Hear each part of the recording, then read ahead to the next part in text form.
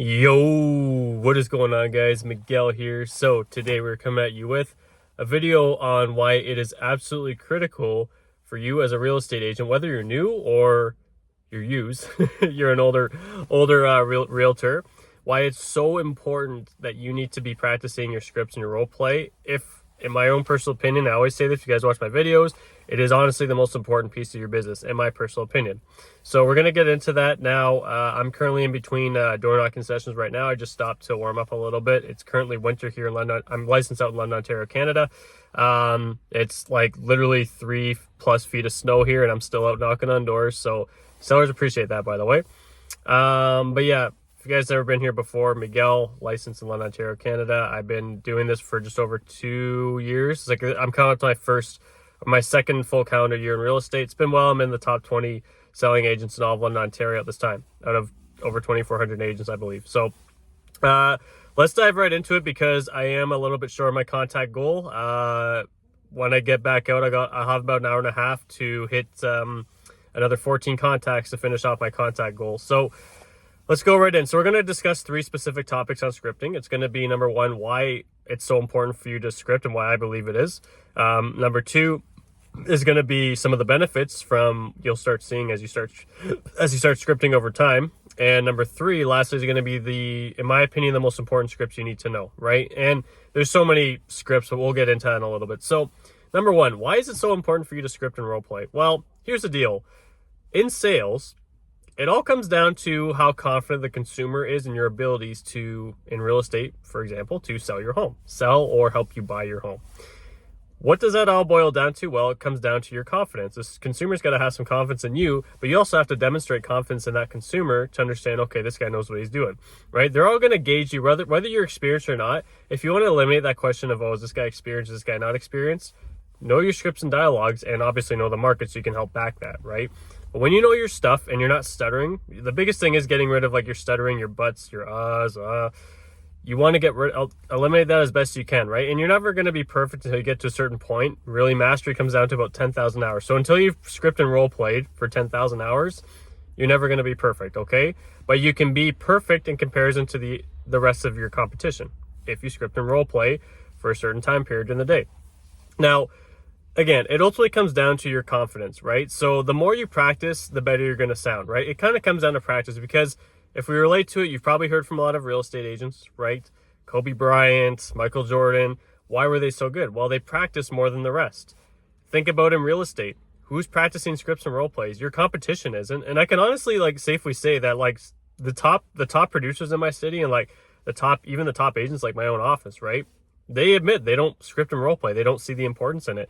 And the reason why I've done so well in the 2 years, I personally think, is because, well, number 1, I mean, I've known the name of the game, go talk to people, right? But my biggest thing has been because I've known scripting and role playing has been the most important thing.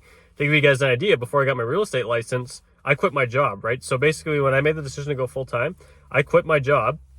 And I would do a mix of schooling. So I do the schooling. We have in Ontario, our schooling takes a bit longer. I did schooling full time, and it still took me 5 months, right?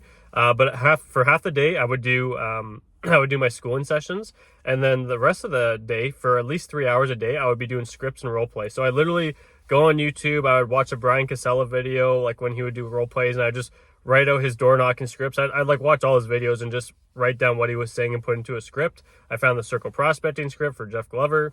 And then Brandon Mulrennan had the listing presentation, stuff like that. I found Yes Masters from Kevin Ward, all that kind of stuff. But the main reason I found I had such a good head start over the rest is because I really believed in scripts and role play. And honestly, guys, it has done me wonders. The biggest thing when you script and role play, and the biggest reason why it's so important, is because it gives you that confidence, and you don't have to think about what you're saying. When you know what to say, you don't got to think, right? Because if you're okay, what do I have to say next? Guess what you're doing? You're tuning out the consumer. So while they're talking, you're trying to think what you're going to say next. You're tuning them out. And the biggest thing that people are looking for in a real estate agent is someone who listens to them, right? Your job as a real estate agent is to find out their missing piece, right? What does that buyer or seller really need to help fix their problem, especially in a shifted market, right? Because not everything just flies off the shelves. You got to really find out that missing piece, and you got to be the answer for them. How can you possibly do that if you're thinking about what to say when they're talking to you, right? Because let's say you practice a script and you're like, okay, I got it. And then you go to the door and you like completely forget it. And all you're thinking in the back of your head is, oh my God, I forgot what to say. You're completely tuning out the conversation, because think about what's going on the other side. The other side's just going with the conversation, right? They're going with the flow. You, on the other hand, are stuck on what to say because all you're thinking about is, oh crap, what am I supposed to be saying? Right? You're tuning them out completely. So the biggest portion of this is when you're scripting is your confidence, right? Your ability to show that the consumer that you are confident, you know what you're doing. And B, because this will help solve a lot of people's problems, even if you're new. If you have good confidence, you will look like an experienced agent. You want to give them that vibe, whether it's true or not, right? It should be true if you have good scripts though, right? And number two is that you can now listen, because you're not going to think about what to say when you have a script dialed in, right? This is why your scripts and role plays are so important. Okay, now what are some of the benefits when it comes to script and role play? Well, the benefits are you're going to start your day out way better, right? I'll give you an example. I start my day, I get up at 5 a.m. every working morning, give or take, right? It usually is right 5 on the dot. But anyways, the point is I script from 7:45 till 8:45. I get an hour in every day. And I know if I get that full hour in every single day, I'm on fire. I know I'm going to be well scripted, well communicative, and I'm going to be confident that I'm going to have a good day moving forward, because I've already set myself up for a win in the end, right? So the benefits you'll start seeing over time as you start practicing it is you're going to get more confident. You're going to be able to listen to people better, and it's going to start reflecting your results. You're going to see your sales go up. You're going to see people wanting to reach out to you because they're so impressed by how professional and communicative you are, right? People pick up on this stuff. And where do you think it all comes from? It comes from your dialogues, right? Your scripts and dialogues. It all ties into how you're listening to them and how confident. Again, these are some of the benefits you're going to be seeing over time. You're going to see your results go up. It's a proven thing, right? Like, it's not some fairy tale, whatever. If you're listening to this, like, blah, blah, blah. Guys, this is like, if you know your scripts and dialogues and you're confident, you will automatically increase your results. No questions asked, right? Now it just comes down to how many people you're going to talk to in a day, so you can find those people that actually need your services, right? But you by far will see much better results in every single aspect of your business if you're good at communicative. Even when it comes to scripts, let's say you're a realtor and you're having problems getting price reductions or having the sellers to price their homes correctly. You can now have better priced homes to where you want them, and have maybe start getting hired at higher commissions, because you know exactly how to handle their pricing objections and their commission objections, right? Because it all comes down to scripts. So in theory, scripts in that aspect, even if you do have the client, are still going to get you more money, because you now know how to handle when they're asking you about discounting your rate, or you know how to handle their objections around price. Because some people will simply be like, okay, yeah, we can do we'll do $8.99, no problem, we'll see where it goes from there. A good agent will stand up for that and say, are you familiar with how the days on market is the enemy to your home's value, and go into a whole script and have multiple handlers for that, and will eventually get it to the price point they want or very close to it, right? At least frame them for the conversation it's going to have in 2 weeks. That way they can get the price to where they need to be. You will be much more efficient and make a lot more money by having your scripts and dialogues in place, okay? Let's go into the third portion, the scripts you really need to know. Now, keep in mind, there is so many objection handlers, right? So for me to go over objection handlers, I can kind of mention like the most commonly heard ones, but again, there is tons of, I think in our group we have, I believe we have like 80 something objection handlers just listed off. And again, they all kind of tie into the same stuff in the end, but I can kind of water it down to like the top 5 you might need to know for objection handlers. Now, into the actual scripts you need to know. So I'll go back to when I started, right? Because when I started, I knew I was going to be knocking on doors, A, and B, I knew I was also going to be going on listing presentations, right? I could care less about a buyer.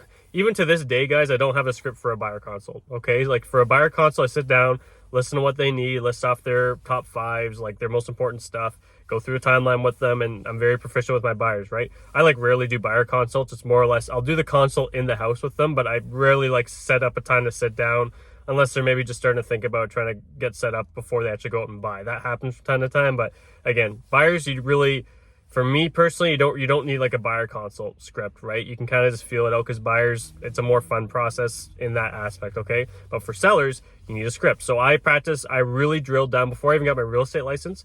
I really drilled down on my listing presentation.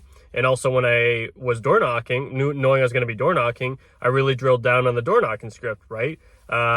How long have you been here? How's the area changed since you've been here? Where were you before 20 years ago? Where were you before this? All those questions, right? So I had them in the back of my head and didn't have to think, because my idea was once I go knock on my first door, which is true, I'm very confident in my abilities to convert that lead. and I'm also going to sound like a professional when I get to the door. Okay, so for me, when I knew I was door knocking, doing a listing presentation, those are the scripts I practice. For you, it might be different. You might be like, okay, maybe I'm going to be hunting leads, like internet leads, because you're part of a team. Okay, so start practicing your internet lead conversion script, right? You're going on, I don't know how many other lead sources. You're doing expireds. Sorry, there's so many others. You're doing expireds, for example.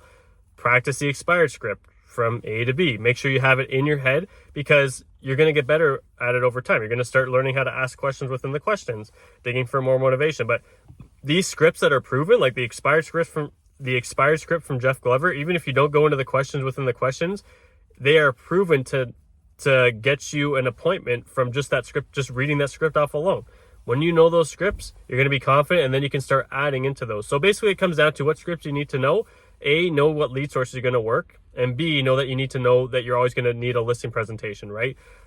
The importance of the listing presentation is to make sure that you're structured in the presentation to where it's going to go into the direction you want. So they're not just going like, okay, what's your commission right off the bat? You need to structure your listing presentation from A, setting the expectations, B, going to their motivation, C, asking about their timeline, their home. There's a whole script, and there's a whole portion of it too where you need to know. It keeps everything in structure, is what I'm trying to say, because buyers, you really don't need that. It's more of just kind of a freelance conversation, I would say. But when you're talking listing presentation, you have to know your listing presentation. So that's a non-negotiable for anyone. You have to know your listing presentation. But then the other side of the scripts that you need to know would be knowing what lead sources you're working on, right? Now, when we're talking about the top objection handlers you need to know, again, the way you can work about it, and I'll tell you guys how we go about objection handlers. We go off a list. Now, we're more experienced with this stuff, so we can go 1-minute objection handlers, handle them within a minute, right? Now, when you're new, well, start off with 5, because once you get better at handling certain objections, it'll kind of come and with experience, it'll start to come as a natural ability to handle other objections through your knowledge, and B, your experience, right? So I would say for a new agent, the 5, I don't know if I can list off 5 like without counting, but the top objection handlers you should know are A, interest rate objections, right? You're always going to have an objection on the interest rate. B, I need to think about it. C, pricing objections. And then D, right? D, or number 4, I guess we can just say this is easier for me. Number 4 would be your commission objections, right? Now, the other ones would be, for me, if you're door knocking, for example, right, you need to know some common objections held with that. So I'm going to need to know, okay, I'm not interested. I need to also understand, too, how much is my home worth, stuff like that. I have your contact information, I'll reach out to you there. Those are objections that I specifically need to know because I'm doing door knocking. So if you're doing expireds, you need to know some of the most common objections that you might get on the phone, right? Which all comes from a list of objections that you can find numerous objections online, but again, list those off and practice them, because the more you start to practice them over time, the more you'll get confident because again, what I'm trying to say is you can't prepare for every single objection under the sun. It's going to come over time through your experience, right? You just need to know how to handle the ones that are primarily going to come up, and you'll start learning how to handle the other ones as they come up, and as you get more experience in scripting objection handlers in general. Because I'm at the point now, because I practice so much, that if I hear an objection I may have never heard before, I can piece together how to handle it because I know the patterns, right? The general patterns for handling an objection is acknowledge, repeat, ask another question. Acknowledge, repeat, ask another question. So if they say, for example, someone's like, hey, Miguel, I absolutely hate you. Hey, I totally understand. I hate myself from time to time, especially when I wake up on the wrong side of the bed. And I'm curious, assuming you did like me, what were 1 or 2 things that you may find in me that you did like? And get them off, again, just giving you a random thing. But again, it's the pattern, right? When you know a pattern, it also helps you, that acknowledge, repeat, ask another question. That pattern will help you overcome a lot of random objections to help you think, okay, how can I really handle this? But again, it all comes down to practice, right? So moral of the story is, guys, just if you guys, again, non-negotiable, you have to know your listing presentation. And if, depending on your lead source, know some of the top objection you're going to get with that lead source associated, right? From there, you practice them, and then over time, when you have some practice and you know the common way to handle objections, that pattern, a lot of stuff's going to come more natural to you over time, right? So I hope this helps. I do have to go knock on some doors right now. It's it's 4:20, so I'm going to get another hour and a half in, and looks like I'm going to hit my contact goal. Cheer on for me. But yeah, I hope this helps, guys. And next week is going to be some live door knocking sessions. I'm excited for that because there's going to be a lot of snow. You guys can kind of witness me door knocking in the snow. And yeah, we'll see you in the next one. Okay, peace.